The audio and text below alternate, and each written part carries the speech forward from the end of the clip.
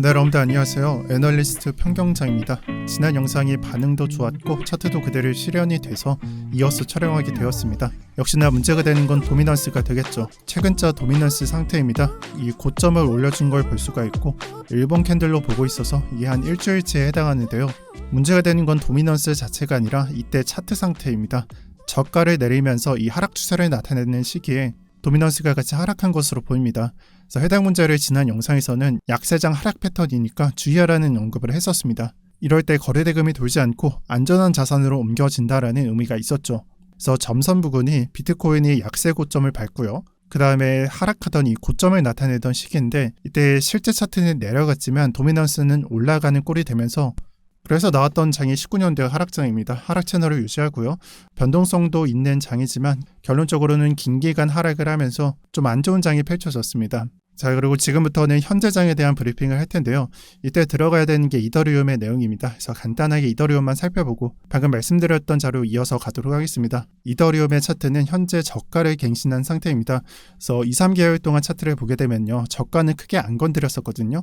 하지만 일주일 동안 저가를 이탈한 모습을 가져가고 여기서 상승 중이던 이더리움의 도미넌스도 최근자에 좀 내려가는 모습을 볼 수가 있습니다. 그리고 이러한 영향 덕에 알트코인이 개박살이 났습니다. 그래서 이 순서를 짧게 브리핑을 해본다면은 우선 이더리움의 도미넌스가 하락을 합니다. 그리고 이더리움의 도미넌스가 하락을 하면서 상승 모멘텀을 잃어가고 여기서는 하락 모멘텀이라고 적어놨듯이 하락할 확률이 높아지게 되고요. 그 다음 만약에 이더리움이 하락을 하면은 알트코인이 박살나는 이런 흐름을 가져갑니다.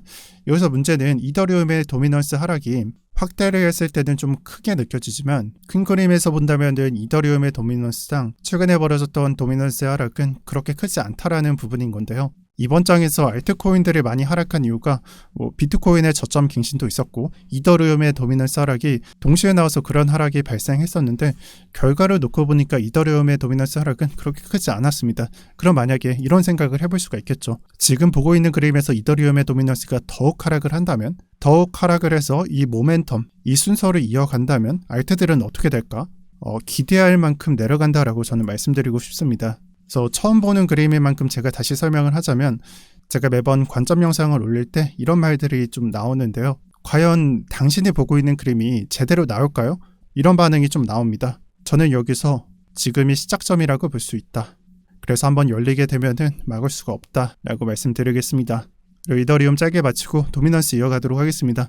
지금 차트는 19년도 차트고요. 이 밑에 있는 빨간색이 올라가고 내려가고 가격 차트로 보시면 되는 거고요. 날짜를 비슷하게 맞췄을 때 가격이 하락을 하지만 도미넌스는 오히려 올라가는 모습을 가져갔던 게 19년도 약세 상승의 시작점으로 볼 수가 있습니다. 그리고 이후에 1년 동안은 비트코인 차트를 정말 흐지부지하게 지루하게 만들어줬었습니다. 그리고 현재 차트인데요. 분명 일주일 전까지 이 부분을 삭제하면요. 도미넌스상 상승하는 흐름도 없고 하락하는 흐름도 없고요. 최근에는 그냥 고점에서 횡보하는구나라는 모습을 가져갔었는데 최근 한 3일 또는 일주일 사이에 많이 달라졌습니다. 그래서 3일 동안 도미넌스는 고점을 갱신했고 유사성을 좀 19년도와 비슷하게 좀 가져가고 있다라고 판단을 할 수가 있습니다. 그래서 아마 지금 현재를 스코프를 좀 좁혀놨는데 이 부분을 좀 스크롤을 당겨서 스코프를 좀 작게 본다면은 아마 이 부분하고 유사하게 볼 수 있지 않을까라고 생각을 하고요. 이런 부분에 있어서는 우리가 확대했을 때는 프랙탈의 좀 첫 번째 모습이다. 유사성을 가져가는 중이다 라고 인지할 수가 있고요. 여기에 대해서 가격이 더 내려가고 도미넌스를 더 올려주는 그림이 더 나온다면은 확률상으로 더 올라간다라고 볼 수가 있겠죠. 프랙탈이 유지가 되면서 같은 그림으로 나올 확률이 올라간다 라는 부분이 있습니다. 그래서 지금까지 도미넌스 위험성에 대해서 1, 2편을 촬영을 했는데 2편은 좀 짧습니다. 그만큼 1편하고 좀 같이 보셨으면 좋겠고 아마 여러분들한테 제가 반년 동안 명확한 가이드를 제시했던 게 이렇게 매수에 대한 아이디어를 공유하거나 아니면 그 이후에 한 4개월 정도 지났었네요. 그 다음에 매도를 할 때 공유를 하거나 명확한 아이디어는 매수나 매도 이런 아이디어만 전달했던 걸로 기억을 하는데요. 그 다음 시나리오인 23년도 매수 시나리오가 제가 봤을 때는 점점 계획 안으로 들어오고 있습니다. 제 느낌상으로는 이 매수가가 점점 채워져가는 느낌을 받아가고 있고요. 그리고 시나리오대로 약세 하락장이 유지가 된다면은 굉장히 긴 기간 동안 고통스러울 것 같습니다.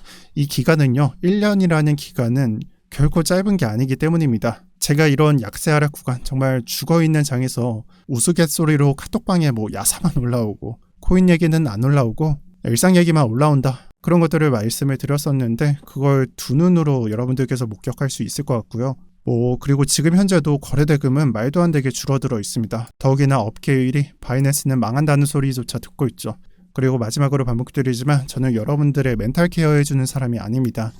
위로는 못 해드려서 죄송하고 대신에 해드리고 싶은 말은 현실을 좀 직시하고 계속 도전하실 분들은 영상이나 아니면 다른 플랫폼을 잘 따라와 주셨으면 좋겠습니다. 저는 지금 현재 선물 소통방에서 놀면서 매매를 같이 하고 있고요. 가끔 제가 들어간 포지션이나 단기 관점 등을 말씀드리면서 같이 하고 있으니까 여기서 참여하실 분들은 코타로방 같은 데 들어오셔서 이 브리핑 내용을 보시면서 대기하시다가 방 입장을 받으실 때 들어오시길 바라봅니다. 여기서 들어오시는 분들은 분탕 치지 마시고 제대로 매매하실 분들은 추천드립니다. 그만큼 저도 진심을 다해 차트를 보기 때문에 진심이신 분들을 환영합니다. 이 코타르방은 100명 또는 200명 한정이라고 들었습니다. 인원 제한이 막히면 입장이 불가능하다는 점 추가로 말씀드리고요.